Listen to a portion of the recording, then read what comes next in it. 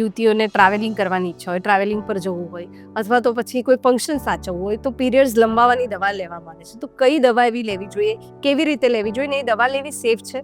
જ્યારે પણ આ પીરિયડ લંબાવવો હોય તમારે, ખાસ કરીને આપણે ધાર્મિક કારણસર પીરિયડ લંબાવવો પડે છે અથવા સોશિયલ કારણસર પીરિયડ લંબાવવો પડે છે, તો તમે વર્ષમાં 2 વર્ષમાં એકાદ વખત પીરિયડ લંબાવવાની દવા લો, દેટ ઇઝ નોર્મલ.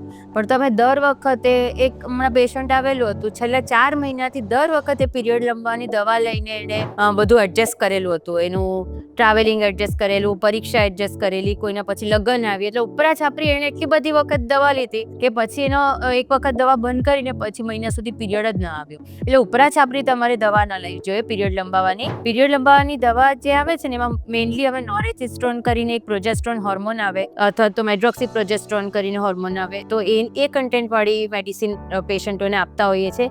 અને કોઈ વખતે અવેલેબલ ન હોય તો બર્થ કંટ્રોલ પિલ્સ હોય તે પણ લઈ શકાય. જ્યારે બી પીરિયડ તમારો એક્સપેક્ટેડ હોય એના 3 થી 4 દિવસ પહેલા ચાલુ કરવી જોઈએ. ડૉક્ટરની સલાહથી જ ચાલુ કરવી જોઈએ. આ હું કહું છું એટલે જાતે જ જઈને કેમિસ્ટ પાસે જઈને લઈ આવીને ચાલુ કરવાની જરૂર નથી, કારણ કે ઘણી વખત તમને કોઈ જાતનો મેડિકલ પ્રોબ્લેમ હોય, તમને લોહી ગંઠાવાની જે આપણું પ્રોસેસ હોય તેમાં કોઈ તકલીફ હોય, અથવા તો તમે મેરિડ છો અને તમને પીરિયડ નથી આવ્યો અને તમે તો બી લંબાવવાની દવા લઈ લો છો, તો અનડાયગ્નોઝ તમને પ્રેગ્નન્સી હોય, તો આ બધું ગાયનેક ડૉક્ટર એક વખત ચેકઅપ કરીને તમને દવા આપશે, જેથી તમારે દવાની સેફટી તમારી જળવાઈ રહે.